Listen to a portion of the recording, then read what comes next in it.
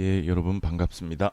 한빛 클래스, 미래 클래스의 13번째 시간입니다. 오늘의 주제는 계단입니다. 우리가 일상에서 늘 접하고 있는 계단인데, 그 계단을 좀 더 다른 관점에서, 혹은 계단이 얼마나 중요한가 하는 관점에서 아주 간단히 여러분과 한 가지 주제를 놓고 좀 이야기해 볼까 합니다.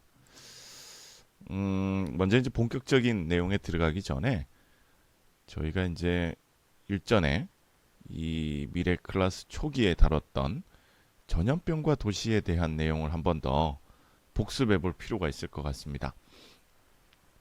산업혁명이 일어나고 일자리를 찾아서 그리고 삶의 질을 위해서 도시로 사람들이 이제 몰려들었습니다. 기존의 도시가 수용할 수 있는 인구의 범위가 있었는데도 불구하고 더 많은 인구들이 이제 몰려든 것이죠. 쉽게 말해 도시가 수용할 수 없는 수준에 이르렀습니다.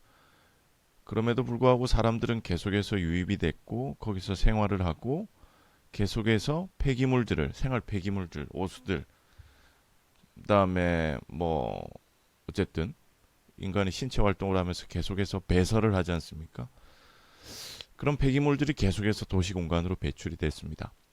건물 내부가 불결한 건 뭐 말할 것도 없고요. 채광도 제대로 되어 있지 않고 환기도 되어 있지 않은데 사람들이 뭐 덕지덕지 몰려서 살아갔겠죠.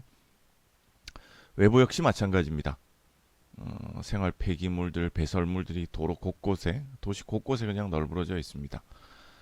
장티푸스와 콜레라균들이 도시에 넘쳐나죠.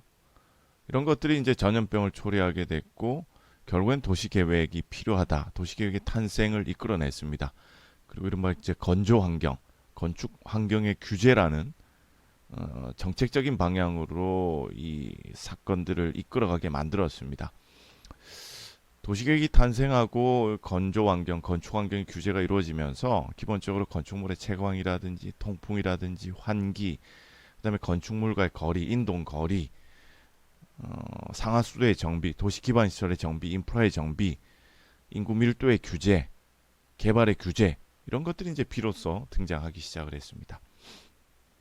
여기까지가 이제 지난 시간에 살펴봤던 내용들이고요.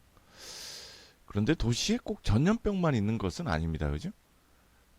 코로나가 2년 동안 우리 사회에 충격을 주고 있지만 사실 코로나로 사망한 환자보다 우리 일상생활의 만성질병, 성인병, 뭐 암, 뭐 그다음에 당뇨병 이런 생활질병, 만성질병으로 사망한 환자가 훨씬 많습니다. 그죠?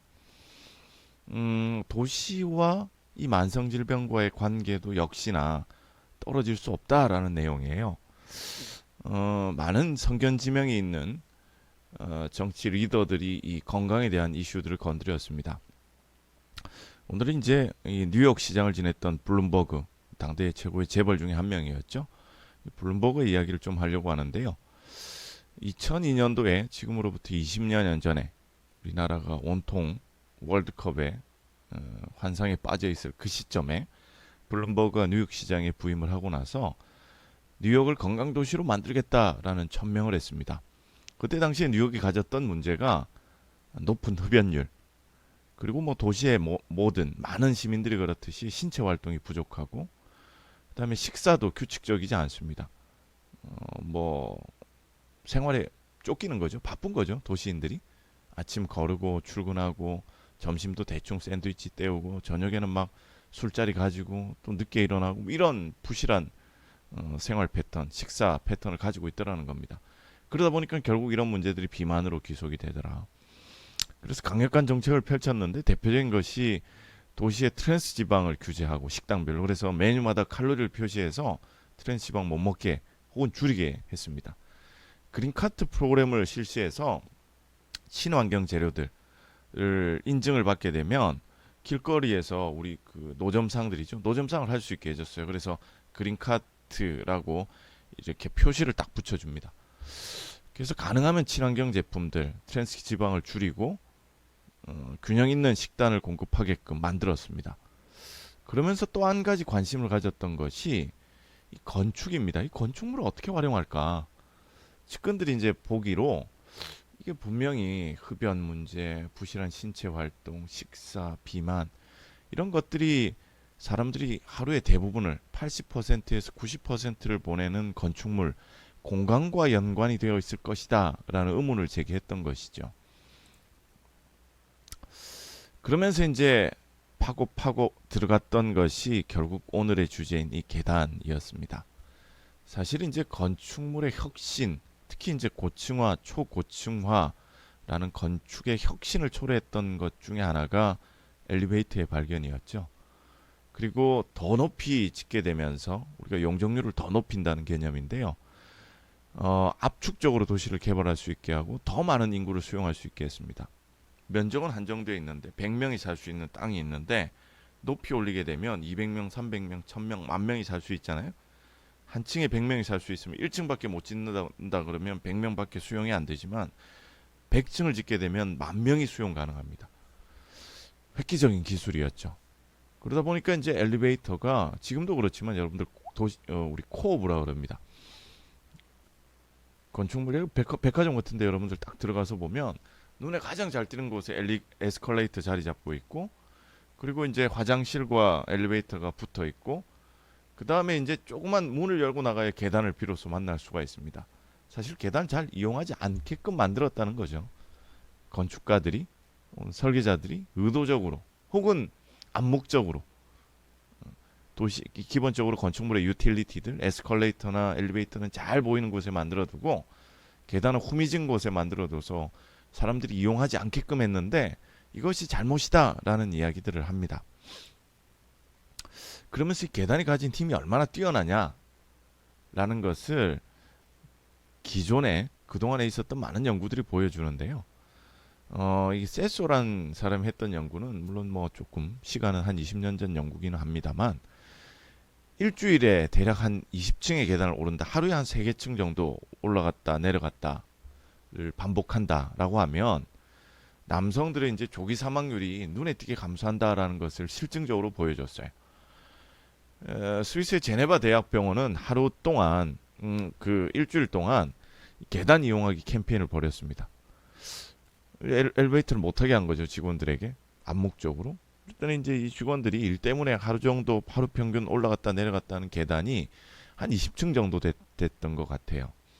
일주일이 지나서 이제 한번 테스트를 해보니까 그 일주일간에도 체중이라든지 체지방, 허리둘레, 혈압이나 콜레스테롤이 눈에 띄게 감소했고 심혈관계의 건강이 향상됐다라는 보고서를 냈습니다. 이게 어렵지 않거든요. 저도 이제 제 연구실이 4층인데 엘리베이터 안 탑니다. 그래서 걸어서 올라갔다 내려갔다 하고 있습니다. 이게 생활 속에 가능한 거죠. 여러분들 뭐 많은 계단이 아니에요. 하루에 한 3개층만 이용을 하셔도 충분히 건강해질 수 있다라는 것을 연구들이 보여주고 있습니다.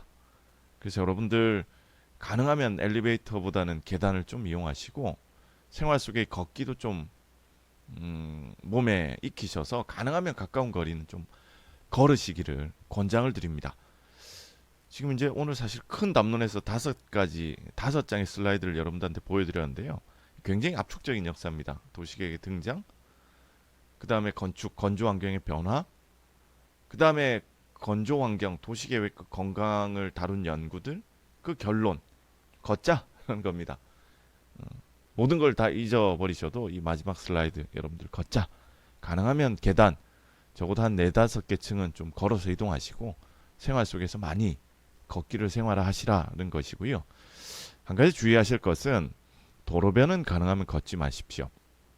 이것도 역시나 많은 연구들이 보여주고 있는데 신체 활동을 하면서 자동차와 인접한 그러니까 도로가 있고 도로변의 인도를 통해서 계속 걷기를 하셨던 분들은 오히려 심혈관계 질환에서 조금 안 좋은 경향들을 보입니다. 왜냐하면 매연 때문에 그래요.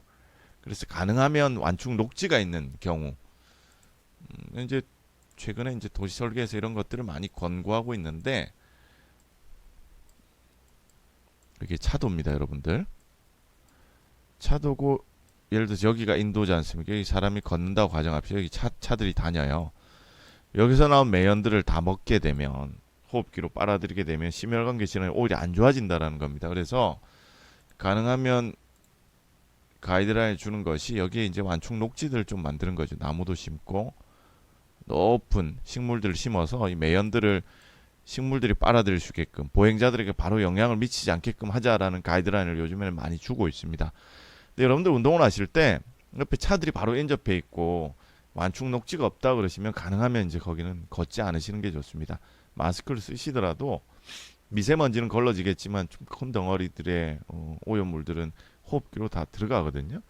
그래서 가능하면 차량과 이격된 곳에서 뭐 김해로 치면 해반천 같은 데는 높이도 있고 많이 좀 이격돼 있지 않습니까? 그래서 그런 것들을 고르셔가지고 신체 활동을 좀 활발하게 생활 속에서 하실 수 있기를 권고드립니다. 오늘 짧은 시간 여러분들 살펴봤고요. 다음 주에도 여러분들 뭐 의미 있는 주제 만들어서 만나도록 하겠습니다. 이제 추워지는데 건강 관리 잘들 하십시오. 수고 많으셨습니다.